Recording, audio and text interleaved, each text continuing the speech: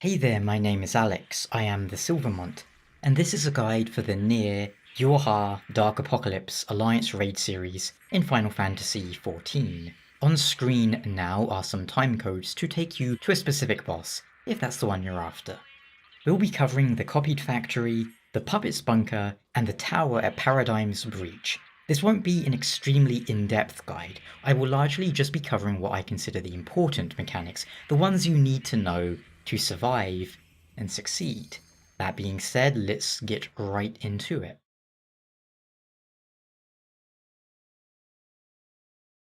The command model will introduce you to a lot of mechanics you'll be seeing in various forms throughout this Alliance series, most common of which would be the bullet hell style orbs you'll recognise from Nier, if you've played any of the Nier games. Clanging Blow is the tank buster. The boss will use centrifugal spin and side striking spin. As you might expect, side striking will hit next to the boss on both sides, so you need to stand either in front or behind or underneath the boss, whereas centrifugal hits directly along the boss's centre in a line, so move to the side. When the boss uses Energy Assault, he will turn and then shoot a cone-shaped attack that lingers for several seconds. Just stand behind him. Systematic targeting targets a few people with a crosshair icon and tracks their movements slowly. Then after a few seconds the crosshair will stop in place and fire a large laser beam in a line. However, the attack that's probably going to get the most people is Systematic Airstrike. The boss will spawn units that move in a square shape, periodically dropping a series of energy orbs as they move. Look at their path and avoid them accordingly. If you want to remain attacking the boss in melee range, this will be largely dependent on where your tank is moving, so if you don't have a lot of health and your tank isn't in the best spot, it is probably better to back off and focus on surviving. If you're confident you can survive a few hits, however, then keep on clawing the boss by all means.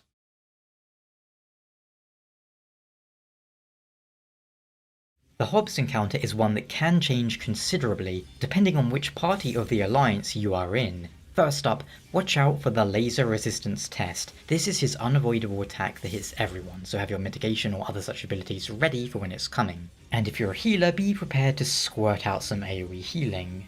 When the boss drops a box on your platform, it'll deal proximity-based damage and then crack open to reveal 4 self-destructing robots who will tether onto party members. The most common strategy is to have the group's tank pick up all of the tethers and eat every explosion, using a defensive tool to absorb the damage. However, you can have one player take each tether too, but expect to see tanks take them all. And if you're a tank, it's likely this will be expected of you. Keep an eye on the walls as well, as fire will shoot out from them now and then. And depending on which party you're in, you'll have the following to deal with. Party A has robot heads under the platform with glowing eyes that shoot out lightning. Party B has conveyor belts that will roll you in a specific direction, and if you reach the edge, you will die. So you need to make sure you aren't pushed into death or an AoE. Meanwhile, Party C has the easiest one, frankly. There are vents under the platform where an attack will shoot out from.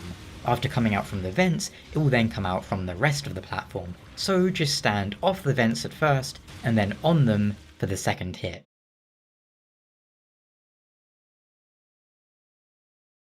Precision Guided Missile is his tank buster, and it hits all 3 tanks. Diffuse Laser is his raid wide. Much like Thunder God, this boss has visual cues you will need to watch out for. Mark Smash has 3 variations.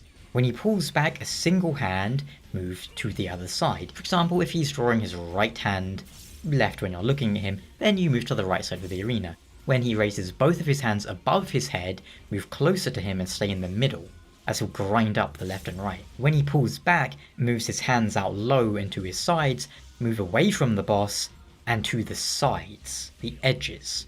Incendiary Bombing leaves a lingering pool of fire, so if he's targeting you, leave it in a corner or somewhere out of the way. Guided Missile, the arrow marker on several players, will continuously chase after the target, so keep running and away from the group.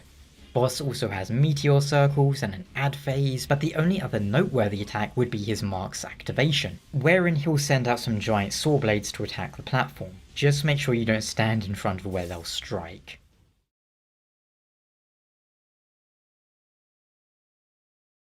Nine's tank buster is neutralization, laser saturation is his raid wide. Laser Turret is an attack you've no doubt seen before, where the boss pivots to target one person, then launches a blast of energy in a line. He also has 4 hind and dual flank cannons. 4 hind will hit, as you would expect, in front and behind the boss. Dual flank hits to either side. He also has the marked support attack from the last boss, but you know how to deal with that. Bombing Run is probably his most dangerous attack. He'll strafe the arena with red line AoEs that start from one end and then blow up rapidly along the line. Later on he'll combine this with Anti-Personnel Missile, an attack wherein he lights up a square on the platform, then after a short amount of time it will explode. He also summons Tankades who will then explode after you defeat them. The only way to survive the explosion is to hide behind the other tank to block the explosion. There's another small ad phase whilst he charges up his ultimate attack, but that's standard fare. Each group splits up to take some of the ads, and you kill them before the boss finishes charging up. Then you stand in the shield that 2P erects for you.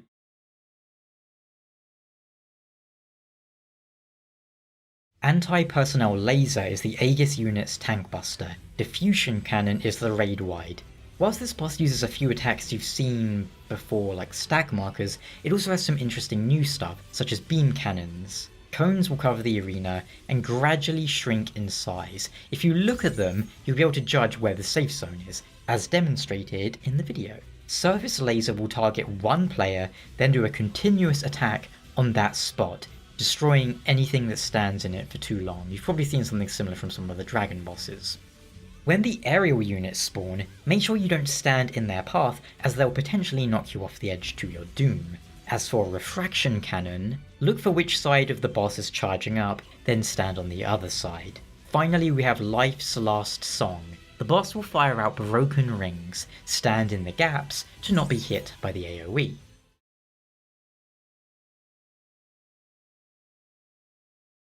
Three parties, 3 bosses. Each party can only damage their corresponding boss, which will tether them with a debuff, so make sure you're hitting the right target. Precision Guided Missile is the tank buster. Missile Command is the raid wide. Sharp Turn has each boss brandish an energy sword and then charge. If they are holding it in their left hand, the middle of the arena is the safe spot. If it's in their right hand, then move to the edges. Sliding Swipe will have the bosses line up in single file, then shoot across the arena one after the other, whilst attacking either to their left or right, depending on which side they're holding their sword.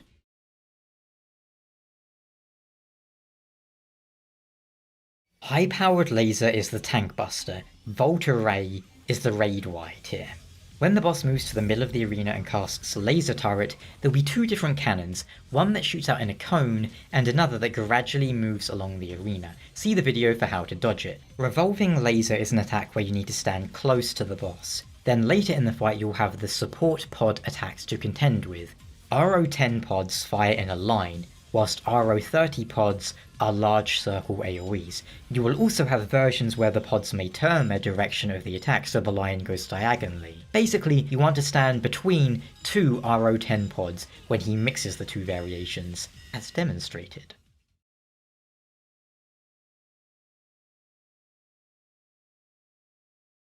During the first phase of this fight, Laceration is the raid wide, Dissection is a line attack, and Decapitation is a circular one where you need to stand close to the boss. When the boss leaves the arena and splits, they'll launch along in a straight line, which intersect. You need to stand at the point where they will meet. After this, the real fight begins. This time, Centrifugal Slice is the raid wide, and there's more visual attacks to watch out for. If the boss raises her sword above her head, she will strike in a cone in the direction she's facing. If she holds it out to her side, then she's going to attack all around her and move away. Finally, if she stabs the sword into the ground, you need to move very close to her. Quite a lot like TG Sid. When we get to 4 parts resolve, the boss will mark 4 players and deal AoEs centered on the first and third, whereas the second and fourth will be targeted with line AoEs. When the boss clones herself, the clones will copy whatever of the Prime Blade attacks she is using.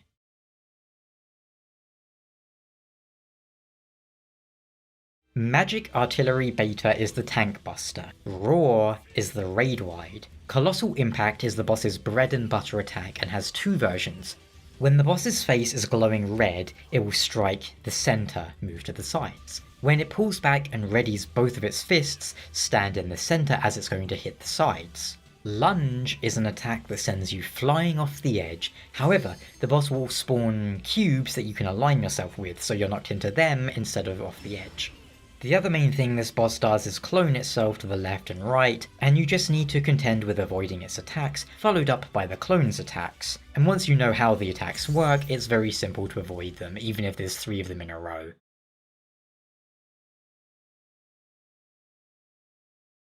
Crippling Blow is the tank buster, Wail is the raid wide.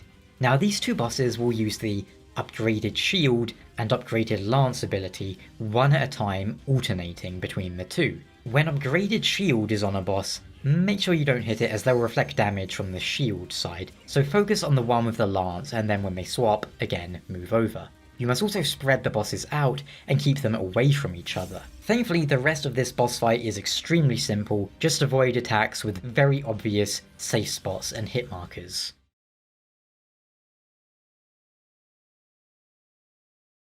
Conversely, Red Girl is the most mechanically complex fight in the entire raid series. Manipulate Energy is the triple tank buster, Cruelty is the raid wide. Shockwave will give players a black or white AoE marker, which then explodes after a short countdown. These are important as the whole fight has a black and white theme going on. When the boss spawns white and black barriers, you can destroy them with your shockwave. For example, if you have a white AoE marker, you can destroy a black barrier with it. The boss combines this with line AoEs that strike across the arena. If it's a black line, then you can stand behind a black barrier to block it. Same principle with the meteors the boss drops. You can block a black meteor with a black barrier between you and the meteor, and so on. The second phase is a hacking minigame. Destroy barriers with the opposite colour, then shoot the red sphere whilst matching its wave black or white. For example, if it uses wave black, it will then use a black attack a few seconds later which will hurt you. So you use the black ability to become black yourself and avoid its attack. In the third phase, you'll have Child's Play to contend with. The boss tethers players with chains, and after a short amount of time, you'll be forced in the direction indicated by the Forced March debuff. You need to make sure that when the Forced March wears off, you won't be standing in an AoE. Along with more barriers, meteors and shockwaves, the boss will ramp up its attacks to be more complex. So don't feel bad if you die here, as it's probably the hardest fight in the whole raid series. But once you get used to it, you'll have no problems.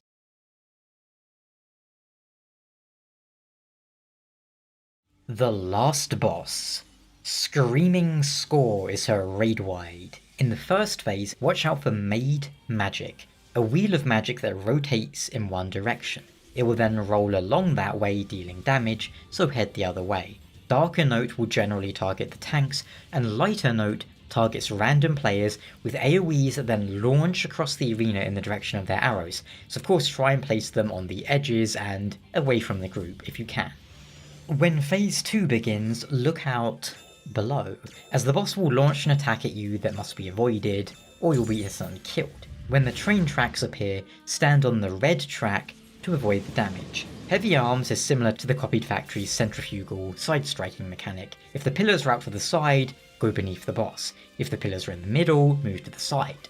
When the boss uses Final Song, you just need to match the colour of the ring to the ring around your character, the front half and the back half being split into 2 colours. Think of it as a variation of Suzaku's DDR mechanic. If a black circle is coming down, make sure you're pointing the black half of your circle towards it. When Pillar Impact pops up, stand on the edge of the blue circle that's on the inside so you get knocked across the arena and not off the edge. Then the 2 pillars will collapse a few seconds later, so make sure you're not standing beneath them. And well, that's about it. Compared to Red Girl, this one's a lot easier. So enjoy your rewards. And that's every Alliance raid covered. I will see you guys in Endwalker for what comes next. Until then, take care. Ciao.